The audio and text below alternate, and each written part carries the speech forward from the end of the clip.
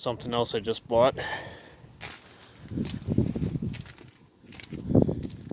It's cold and snowy out here in Wisconsin. Winter came early this year. It's about 2 months early. Normally it's not this cold and snowy out till January, but whatever. It is what it is. This here's a truck that I bought a few days ago. It's a 1989 F superduty 7.3 5-speed manual, just like the dump truck.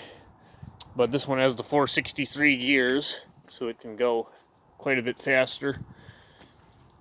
If my speech is a little slurred, it's because my jaw is quite cold. So I've just been outside working, and I've finally had enough of cold weather. So I think it's time to get going. It came with a spare wheel and tire. I had to replace the tire because it had a hole, a big gaping gash in the sidewall. Nice steel simulators. You saw the aluminum toolbox on the other side. This here is not really just a toolbox. There's something in it.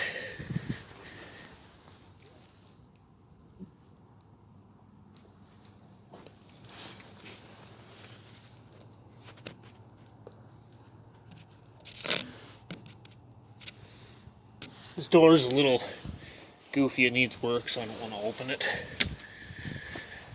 But that's a compressor. There's some air lines, if you can see those at all.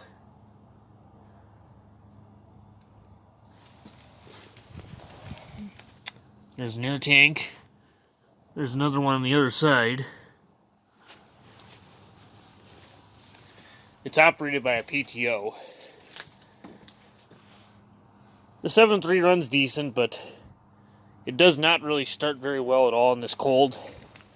At all. Unless it's plugged in.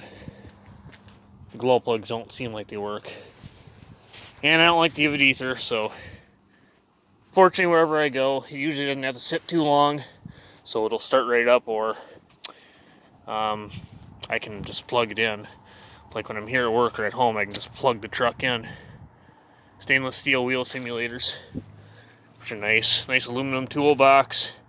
This bed is 8 feet wide, and it's 11'4". Somebody must have had a rack mounted to it at some point. There's something right there that I ground off. This year I missed. I did not see that, so I'm going to have to grind that off. And it had a big, huge weld right here. I have no idea why, but I ground that off. There's another one here. There was another one here. There was some more stuff here. This bed's not in the best shape in the world, but it's not horrible. For a cheap old work truck, it's plenty good. And there's quite a bit here I did.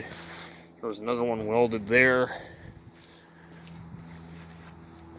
And here. It's already starting to rust on me. It's okay. I can always hit it again with the grinder and paint it tomorrow. Not a big deal. I was trying to clean this up, but you can see this big here piece that somebody welded in. I'm only guessing that's because if you look at the bed, I don't know if you can see this gap, but it dips in quite a bit. So I'm assuming that's probably why, but it's covering up a stake pocket right here. If we look, there it is. You can see it's in line with my hand, and it's covered. So I might want to use stake pockets on this thing. I might want to have stake sides, so we're gonna have to fix that. This bulkhead rack I like the shape, it's nice, but you can tell that the person was, well, they didn't really care how it looked.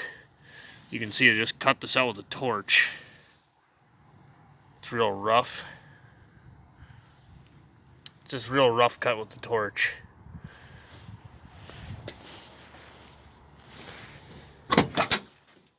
Cab's in good shape. There's no major rust, you know. This is solid. There's a little rust here, but not bad at all. Pretty sound. The doors are both clean. The fenders are clean. The core support's pretty solid. Really, the whole entire Ford body is not rusty. The chassis is in good shape, too. I mean, at first I bought this thing with the intentions of cutting it up and parting it out. But there's really not too much wrong with it. And given the bed is not as good as I was hoping, it's not going to be going on to the gray truck like I was hoping, because it's, well, not as good a shape as I wanted. It needs to have some cross members underneath replaced. And given the fact that there's nothing really wrong with this truck, and the fact that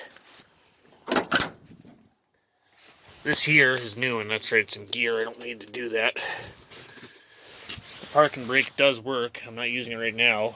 I don't need to.